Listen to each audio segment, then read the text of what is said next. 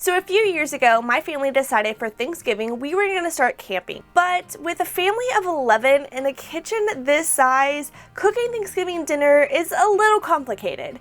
So over the past 2 years, we've kind of gone away from the traditional Thanksgiving and we just do like hot dogs or fajitas. My husband's family, on the other hand, actually does fried turkey. I know, it was completely different for me, but it's actually really good. So this year I decided, it's finally time to step up and maybe bring something for Thanksgiving dinner. So today I have 3 of the easiest sides. They are foolproof. You do not have to be a good cook to make these, and they are so delicious. Just gonna start off by making one of my favorite side dishes. Now, no, this is not your plain Jane mashed potatoes. This is twice baked mashed potatoes. So do not click off you want this recipe. We are just gonna start by peeling our potatoes and then dicing them into 4s, and you want to make sure that they are all the same size so they cook down evenly. If you are going to make this the night before, you would just need to dice them and then add them into a pot with water. You can place this into your fridge and they will be great overnight, and then that way it saves a little bit of time for prepping the next day. I went ahead and washed my potatoes and let this run about 3 to 4 times. That way your water is clear, and then we are just going to cook this on the stove top. While those are cooking, we are going to make some bacon in the oven. Just follow your package instructions. And for our cheese, I'm going to go ahead and shred my own, but you could definitely just use the bag cheese. I just am in love with my cheese grater right now, so I am using it all the time. This is the KitchenAid with the cheese grater attachment, and if you have a KitchenAid, I definitely recommend you getting this attachment. It will definitely save your arms and you don't have to shred cheese. Once our potatoes are done, we are just going to mash them and then add in about 2 to 3 tablespoons of butter, the rest of the butter that I had in my container, and then I'm going to go in with about 4 ounces of cream cheese. I've actually never done the cream cheese before, but I figured it would be a good touch. And then as much milk as you would like. You could definitely make this as creamy or as thick as you would like. The potato part is your preference. So just mix this all together, and then I'm going to go in with seasonings of garlic powder and seasoned salt. And of course, I have to have pepper. I am a heavy pepper mashed potato fan, so let me know in the comments down below if you like a lot of pepper in your mashed potatoes. Then just add in as much cheese as you would like. I did about 2 handfuls, so whatever measurements that is. And then I'm going to go in with another handful of this Monterey Jack cheese. Then we're just going to add our bacon and mix this together. I thought mine was still a little bit chunky, so I'm going to add just a little bit more milk in. And if you were doing your traditional mashed potatoes, you would just end it here, serve it up, and you would be done. Now, don't judge me on using a Christmas Pyrex. I actually inherited this from my Meemaw, and I just was missing her, and I wanted to use something from her. So we are just going to add our mashed potatoes in and then smooth this out. I'm going to go back in with another layer of that cheddar cheese and the Monterey Jack cheese. Once this is done, it is creamy, it is full of flavor, and it will definitely be the talk of your Thanksgiving.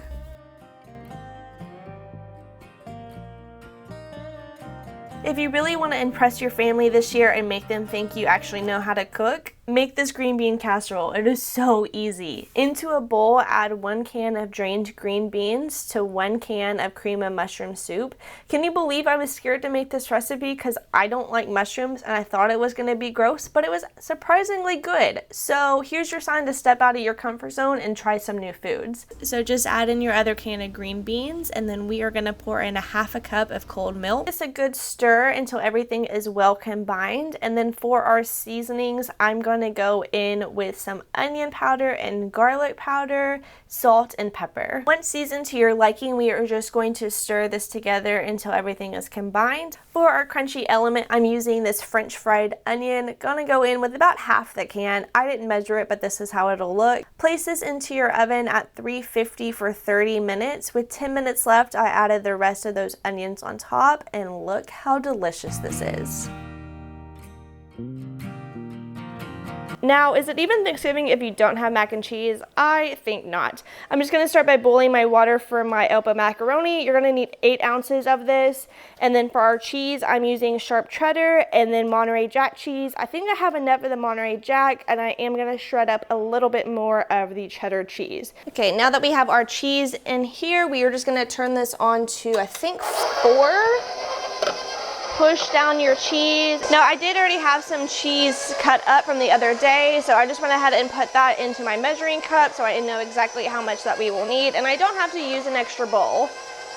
Into our salted water, we are going to add in 8 ounces of pasta and cook it until it is al dente. So if you are going to be making this mac and cheese for Thanksgiving or any other holiday or even for dinner, a great tip to do while your pasta is cooking is to go ahead and get all your ingredients together. So I have my flour, heavy whipping cream, butter, panko breadcrumbs, and cheese waiting. That way when the pasta is done cooking, we will just have all the ingredients ready to go, because I know how crazy dinner and holidays can get, so this is just to save yourself some time. To start off our cheese sauce, we are going to add in 3 tablespoons of butter and let this melt down. Now, if you are new to my channel, you do not know all my past experiences with cheese sauces. Every single time that I have made a cheese sauce, it has turned out fabulous. And by fabulous, I mean chunky and gross, and I have not perfected it yet. So hopefully this is the shining moment that my cheese sauce turns out amazing.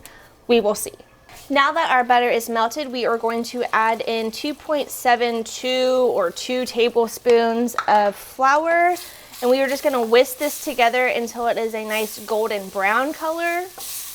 Add in our 1/2 cup of milk and a 1/2 cup of heavy whipping cream. So I'm just going to pour in a 1/2 of those and then keep stirring.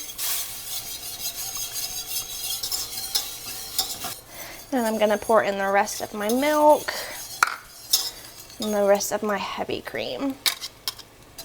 All right, now that we are starting to see some bubbles, we are going to be adding in our cheese. So I have 1 cup of Monterey Jack and 2 cups of cheddar. So I'm going to be doing about 1/2 of that and then continue whisking.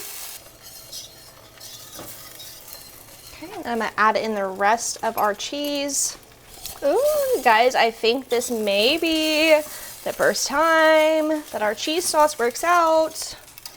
I don't want to jinx myself, so somebody knock on wood for me. I mean, by the time you see this, it's going to be too late, but it's the thought that counts.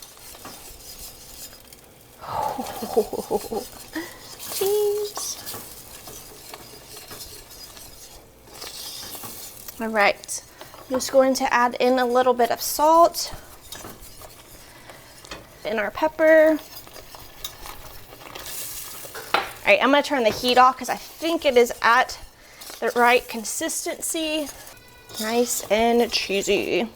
For our seasonings, I'm going to go in with a little bit of paprika and some garlic powder. You can add whatever seasonings you would like. Stir this together, and then we are going to place into our baking dish that I'm just going to spray with a little bit of Pam so nothing sticks. Top this with a layer of our Monterey Jack cheese and cheddar cheese, and then add in the rest of your mac and cheese and just spread this out so everything is even. I've heated up about 3 tablespoons of butter, and then we are going to add in our panko breadcrumbs. I'm using 1.5 cups of that, adding in our seasonings again, and then just giving this a good stir until everything is fully combined.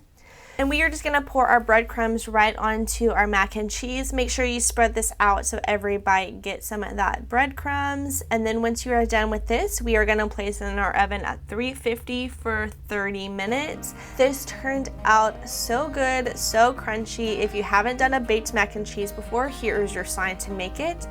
And if you need some more side dish inspiration, check out this video here, and I'll catch you guys next Wednesday.